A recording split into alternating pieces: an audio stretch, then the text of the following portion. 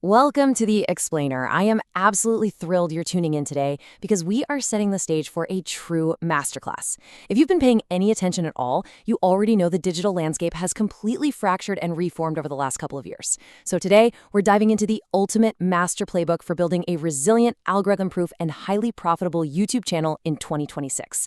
Whether you're starting from scratch or you're trying to pivot a channel that's totally hit a plateau, this explainer is going to give you the exact blueprint. Okay, let's dive into this. 200 million. That is an absolutely staggering number, and it represents MrBeast's minimum views per video right now. But here's the wild part. He didn't hit that number by doubling down on his usual tricks. No, he hit this incredible floor after completely dropping his old, hyper-edited, super fast-paced strategy. The literal biggest creator on the platform realized the old way of doing things had a ceiling, and he just threw his entire playbook out the window. This single shift, it has massive implications for every single creator out there. So here is our playbook for today. 1. The 2026 paradigm shift. 2. High CPM niche targeting. 3. Beating the AI trap. 4. Mastering the perfect click. And finally, 5. Winning the 2026 algorithm. We are covering the whole shebang. All right, Section 1, the 2026 paradigm shift. Leaving beastification behind. We are essentially declaring the end of an era right here and the beginning of a genuine creative renaissance. For years, everybody thought the ultimate secret to success was beastification. Carbon copying that vibe of high energy, fast-paced edits, constantly yelling at the camera and cutting away every 1.5 seconds. But as we just saw with MrBeast's pivot, that outdated tactic is over. The winning strategy for 2026 is all about complex artistic storytelling.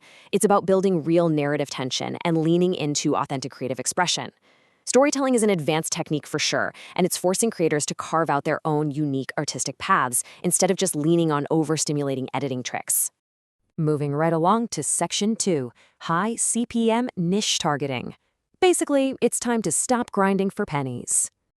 And this brilliantly illustrates a serious question we have to ask. Why are so many incredibly talented creators leaving thousands of dollars on the table? Well, it all comes down to CPM, or cost per mil, which is just a fancy way of saying what advertisers pay per 1,000 views. It's entirely about audience value, and there is a massive revenue contrast depending on where you sit. You could have a gaming or entertainment channel sitting at a $4 CPM, while a niche like AI tools hits $44, and personal finance peaks at a whopping $55 CPM. The crazy part? The effort required to script, edit, and publish a video in these niches is virtually identical. But the creator making that finance video is earning more than 10 times the revenue for the exact same view count simply because financial advertisers are willing to pay a massive premium for that specific, highly engaged audience. Actually, scratch that, it's not just the niche. Geography plays a huge role too. If you specifically target the American audience, you unlock the USA geographic premium. The US is a 335 million consumer market with the highest advertiser demand on the planet. If you're just making generic English-speaking content, you're going to get a blended, noticeably lower CPM. But if you tailor your content to exact USA search terms, we're talking 401k strategies, US tax law, Medicare guides, you command a massive premium. And honestly, right now, those lucrative professional niches are incredibly underserved by high-quality faceless content.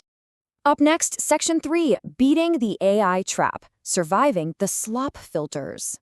Let's shift our focus to production for a second, because the way platforms and audiences treat content generation has completely flipped. Think back to 2025. A staggering 74% of new content published online was written using AI. It was literally everywhere. And because of this absolute flood of robotic content, platforms like YouTube are now actively filtering out what they're calling generic AI slop. They've updated their algorithms to heavily penalize unedited, copy-pasted AI generation, and instead they are prioritizing detectable human elements. The audience's spidey senses are tingling, and they are quietly just clicking away from content that feels unoriginal. So the crucial point is this concept of hub content. To survive out there, you absolutely must have one real, human-generated idea to serve as the hub. This is a real take, a personal story, or a unique system that comes purely from your brain. No AI is used to create this hub. Once that distinctly human hub is locked in, then you can use AI as a tool to scale or repurpose the spokes, like taking that script and turning it into social media posts or a newsletter. Remember, AI doesn't create the hub. You do. AI just repurposes the spokes. To actually pull this off efficiently, we look at Bridget's framework for training an AI voice agent. Step 1, gather up your most authentic, human-written past content. Step 2, write a super detailed voice brief for the AI, giving it strict rules on your tone, your formatting, even the specific slang you like to use.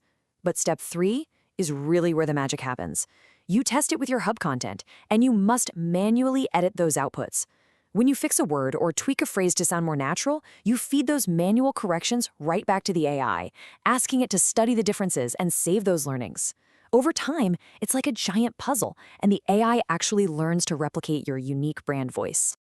All right, section 4, mastering the perfect click, the science of 2026 thumbnails.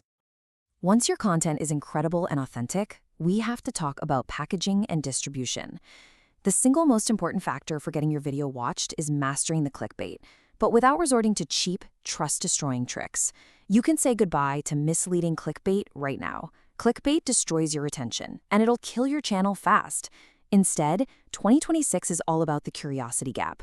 This is the absolute art of placing contrasting visual elements together to create implicit narrative tension. You aren't tricking the viewer, you're crafting this little micro-story in your thumbnail that poses a visual question.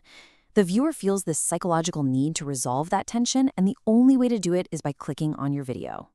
So, what does a high click-through rate thumbnail actually look like in practice? Well, it relies on high contrast, complementary colors. Think red and blue or yellow and purple. It has a single crystal clear focal point that immediately guides the eye.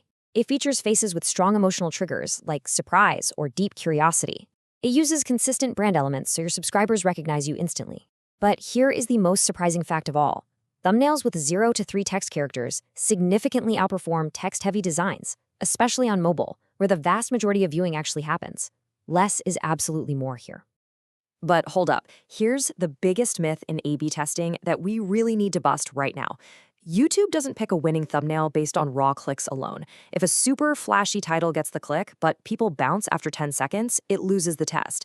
The platform picks a winner based on watch time per impression. The algorithm is highly sophisticated. It's looking for which thumbnail brings in viewers who actually stick around and are fully satisfied with the content they just clicked on. Which brings us to our final section, Section 5, winning the 2026 algorithm and unlocking the recommendation engine. Now, what's really interesting about this slide is how the algorithm judges your content after the viewer has clicked. Raw watch time just isn't enough anymore. Watch time combined with viewer satisfaction is the new gold standard metric, session contribution. This essentially measures whether your video extended the viewer's overall session on the app. Did they watch your video and then totally close YouTube? Or did they watch your video and then click an end screen to binge another one of your videos? The algorithm heavily rewards playlists, repeatable series formats, and strategic end screen clicks that keep people locked into the platform. Here's how it works when you hit publish. Your video goes through a 4-layer testing system. First, it's shown to your core audience, your subscribers. If they click and watch, it moves to layer 2. Recent viewers. If it succeeds there, it pushes to topic matches and finally to adjacent audiences, which is exactly where viral growth happens. The beautiful thing about 2026 is that small channels actually get tested faster now. You don't need a massive subscriber base anymore. If you can win those first 2 layers with strong CTR and great session contribution, the algorithm will aggressively push your video to the masses. We also have to adapt to a major shift in how engagement is measured. Over the last couple of years, the algorithmic weight of a like has gone way, way down. Likes are seen as a cheap one-tap action. Conversely, the weight of a comment has skyrocketed because leaving a comment requires real effort and signals deep, genuine viewer investment. This means you just can't get away with asking for a generic like and subscribe at the very end of your video anymore. You need early, specific calls to action, like directly asking the viewer a specific question about the content right around the 60% mark to drive those high-value comments. As we wrap up this explainer, I want to leave you with something to really chew on. In a sea of AI replicas, where trust erosion is silent but deadly, is your brand's voice distinct enough to survive a deepfake? We are seeing very real instances of creators and brands having their likenesses stolen every day. If that happens to you, will your audience know instantly that it's a fake because your real voice is just so authentically you? Take this playbook, embrace real human storytelling, target those high CPM niches, build genuine curiosity, and optimize for the session. Make your brand a part of the internet that actually makes people feel something real. Thank you so much for joining me for this explainer, and I'll catch you next time.